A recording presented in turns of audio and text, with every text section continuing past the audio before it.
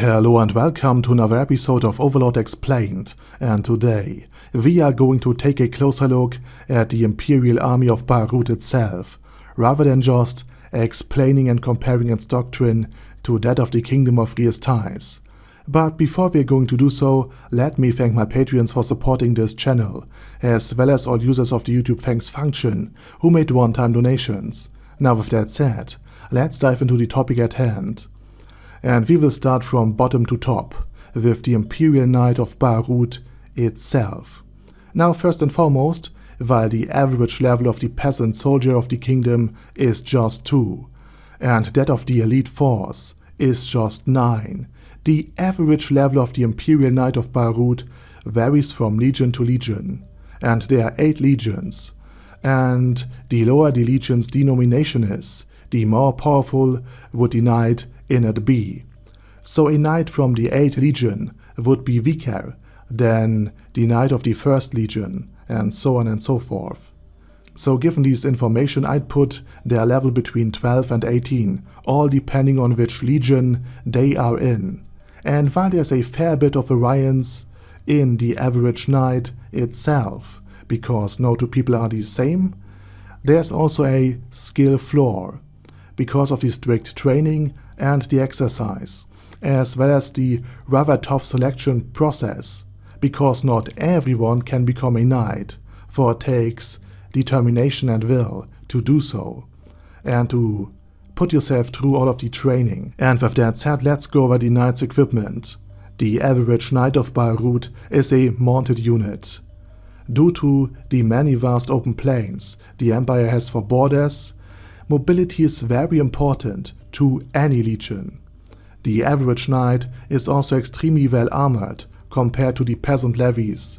By the way, the peasant soldiers, at least in the novel, were not armed and armored to that degree that is seen in the anime. They had just wooden spears without a hint of metal, and most certainly not full-plate breast armor or such other fancy means of protection. They were supposed to hold up a spear while they were sitting on the ground in order to break Imperial cavalry charges. But anyway, back to topic. The Knights of Beirut are wearing full-plate armor, making them near invulnerable to any form of cutting and stabbing damage, especially if it comes from a peasant with a wooden stick as a weapon. The average knight would also bear different weapons depending on the situation they are expected to face. On patrol duty in the city streets, they would likely wear short swords.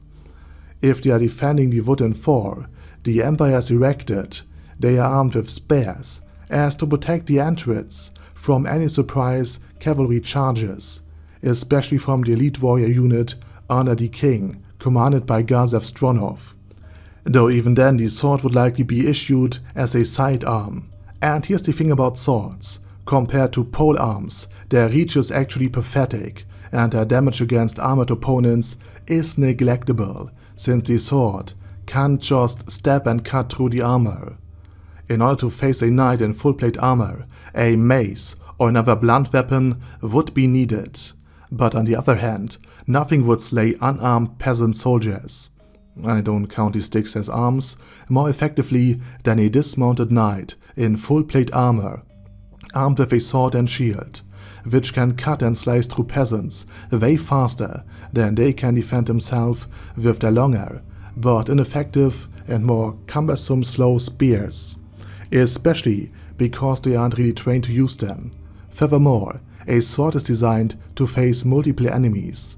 A fast swing with a sword will usually lead to a deep wound, debilitating enough that the enemy soldier is out of the fight for good, which means that the next swing can be aimed at the next peasant, and so on and so forth, while the spear can only be pointed at one single enemy at a time.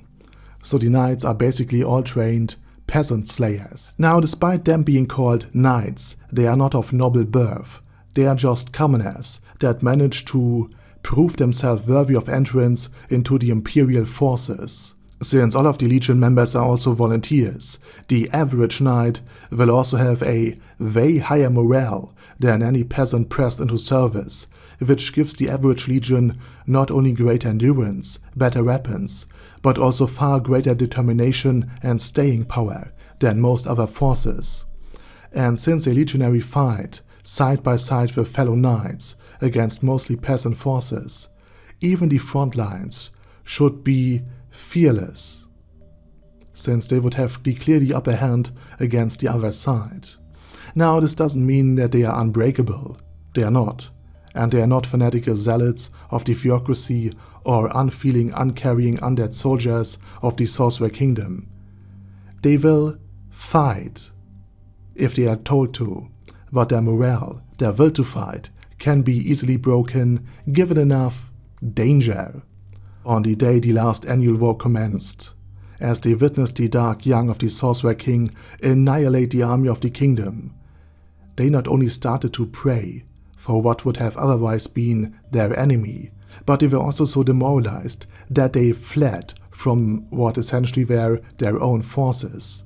And they begged Emperor Jircniv not to start anything resembling even a border skirmish with the Sorcerer Kingdom, all while many legionnaires just straight up resigned, because they didn't dare to face off against the Sorcerer King's supreme power.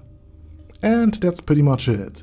This is the average Imperial Knight, the core unit of any of the 8 Imperial Legions that are defending the Empire of Bahrut.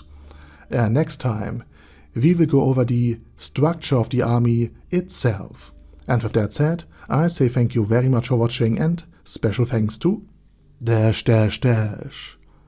Guy Ye, Ben C, Chrissy, Crowley0221, Sia, Death is Mercy, Deathless Dragonlord, Dystopia II, Feral Shivan, Guy with That Head, Hector Marino, Hoss, Huster, Jacob G, Jana B, Jason, Chromius, Legendarius, Lelouch Britannia with a Mustache, Lexus Fox, Lord Nishikian Rai, Lord Touch Me, Merovec, Mr. Shoes, Mr. Tweaker, Michael R, Michael Y, O'Kill, Overlord General Gasper, Paddy Pantum, Paz Sonich, Primus 11, Shadow Lightning Wolf, Shrine Keeper, Ted, Texas Deer, the Orc War Boss,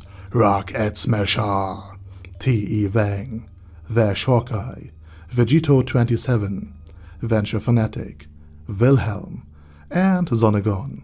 Thanks guys. Anyway, have a nice day, and I hope to see you all again soon under my next video.